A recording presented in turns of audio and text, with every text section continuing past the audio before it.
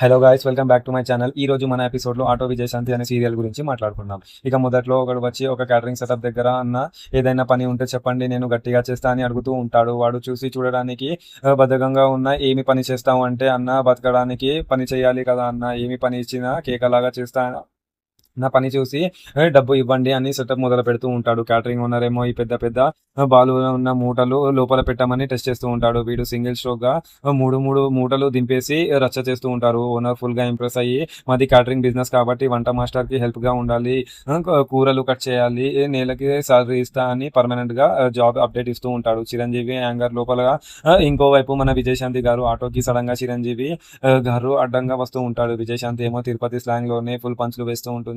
మొగాళ్ళకి కోపం వస్తే వద్దులు జనాలకి చూపిస్తారా, పెళ్ళాం మీద చూపించే ధైర్యం ఎవరికి ఉంటుంది అని చాలా క్లాస్ పిక్కుతూ ఉంటుంది. చీరు ఏమో నీకు అలాంటి భయాలు కూడా ఉన్నాయా అంటే, లేకపోయినా ఉన్నట్లు నటించాలి కదా అని నవ్వుతూ ఉంటుంది.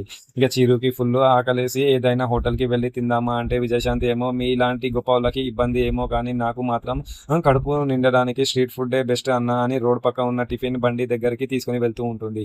ఇద్దరు కలిసి దోశ ఆర్డర్ పెట్టి మాటలు మొదలు పెడుతూ ఉంటారు. రౌడీలు బ్లాక్మెయిల్ ఇంకా చీరు ఫుల్ ఫార్మాట్ చూసి అప్పుడే సడన్ గా అక్కడికి అప్పులో వచ్చి రౌడీల బ్యాచ్ వస్తూ ఉంటారు. ఏం విజయశాంతి, రోజుకి 2000 ఇస్తా అని తప్పించుకొని ఇలా తిరుగుతున్నావా, మేము నీకోసం ఉదయం నుంచి వెతుకుతున్నాము అని గట్టిగా బ్లాక్మెయిల్ మొదలు పెడుతూ ఉంటారు. విజయశాంతి ఏమో అన్న ఫోన్ చేయొచ్చు కదా అంటే, వాడు అప్పులు తీసుకున్న వాళ్ళు ఎవరు ఫోన్ ఎత్తరు, అది మా ఎక్స్పీరియన్స్, అందుకే డైరెక్ట్ గా మనిషినే పట్టుకుంటాము, మర్యాదగా మా 5 లక్షలు అసలు 2 లక్షలు వడ్డీ మొత్తం 7 లక్షలు క్లియర్ చేయని రౌడీజం చేస్తూ ఉంటారు.